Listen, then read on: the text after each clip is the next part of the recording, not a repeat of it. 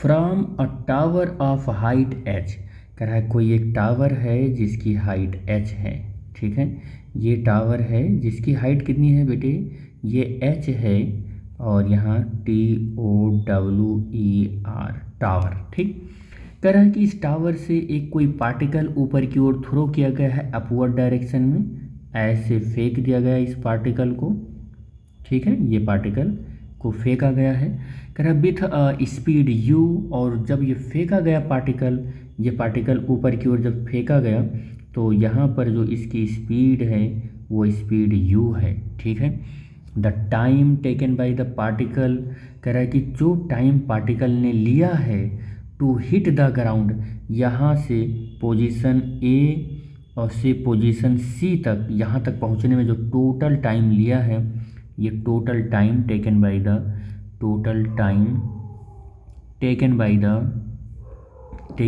The कौन क्या चीज़ है ये the time taken by the particle है ये। तो पार्टिकल ये क्या है, to hit the ground, total time taken by the particle to hit the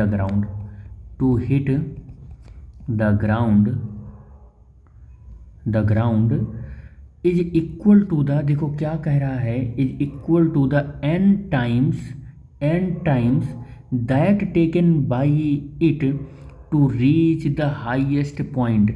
ये किसके बराबर है, जो ये यहाँ पर जो ये हाईएस्ट पॉइंट पर जब पार्टिकल पहुँचा हुआ है तो जितना टाइम लिया है उसके बराबर होगा ये। ठीक है, तो आप ऐसे लिख सकते हैं कि capital T is equal to n into small t, ये वैल्यू भी आप लिख सकते हैं। ठीक है, तो टोटल टाइम कहाँ से कहाँ तक है, A से B होते हुए C तक, टोटल टाइम ये कहाँ तक का है, पूरी जर्नी का है, A B और C पूरा होते हुए जो आया है वो।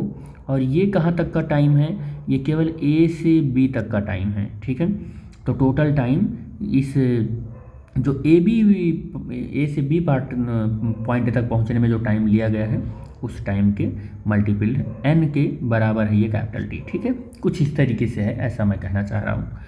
तो अब देखो जरा कह क्या रहा है, तो कह रहा है कि आप रिलेशन बताना जरा h में, u में और n में। तो अगर मैं यहाँ पर सेकंड इक्वेशन ऑफ मोशन लगाऊं तो सेकंड इक्वेशन ऑफ मोशन हमको जो मिलने वाला है, अच्छा एक चीज़ और देख लो, second equation motion h equal to ut और -12 तो लगेगा ही लगेगा। लेकिन देखो जरा यहाँ पर कहीं टाइम का फैक्टर आया है क्या, टाइम का फैक्टर किसी भी इक्वेशन में नहीं आया। तो हम पहले तो ये देख लें कि यहाँ पर पार्टिकल जब पहुँचेगा तो इसकी लास्ट वेलोसिटी क्या होगी, 0 हो जाएगी। एक्सेलरेशन कितना है, -g है, तो यहाँ पर आपको u मालूम है, u is equal to v minus G T, और v की वैल्यू 0 है, u की वैल्यू आपने कुछ माना है कि u ही है, g और इंटू t, तो t इज इक्वल टू कितना हो जाएगा, u बाई जी। तो दिस इज द टाइम। तो हमें टाइम को यहाँ से एलिमिनेट भी करना है। ठीक है, तो अच्छा एक चीज़ और मैं बता दूँ कि अब इस इक्वेशन को इस पूरी जर्नी के लिए A से C के लिए हम अप्लाई कर रहे हैं, फॉर A टू C के लिए अप्लाई कर रहे हैं।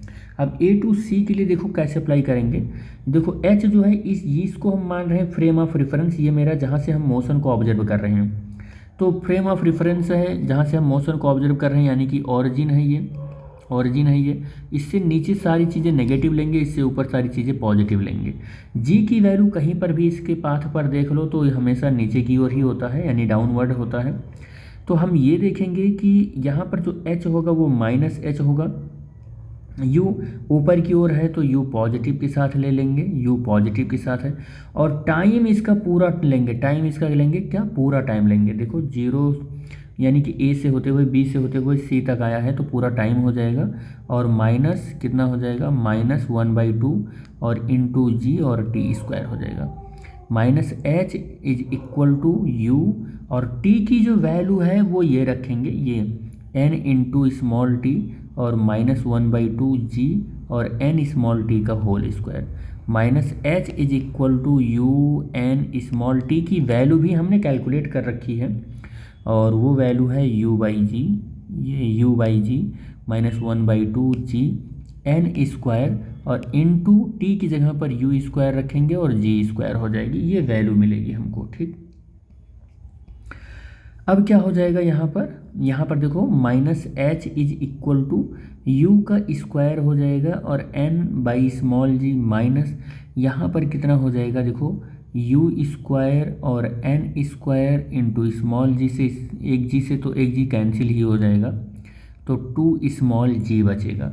अब यहाँ पर इस इक्वेशन को बैलेंस करेंगे तो यहाँ पर तो 2 से मल्टीप्लाई करना पड़ेगा, 2 से ऊपर नीचे, और ये 2g यहाँ पर मल्टीप्लाई हो जाएगा तो minus 2gh is equal to 2nu square minus यहाँ पर कितना हो जाएगा n स्क्वायर यू स्क्वायर हो जाएगा। ठीक है, अब देखो इक्वेशन को देखते चलते हैं। 2gh इक्वल टू इक्वेशन बनाना है मुझको, तो 2gh इक्वल टू अगर बनाएं तो 2g और h is equal to minus इधर भेज दो तो ये वैल्यू प्लस में हो जाएगा, तो n स्क्वायर और u स्क्वायर माइनस 2 और n u square 2gh is equal to, आप क्या करो यहाँ से देखो यहाँ पर n है, देखो n है तो n कॉमन कर लो, दोनों साइड में u है तो u स्क्वायर भी कॉमन कर लो।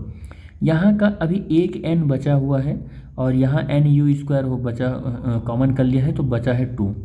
तो आपके पास जो इक्वेशन मिलने वाला है वो इक्वेशन मिला 2g capital H n u square और n माइनस 2।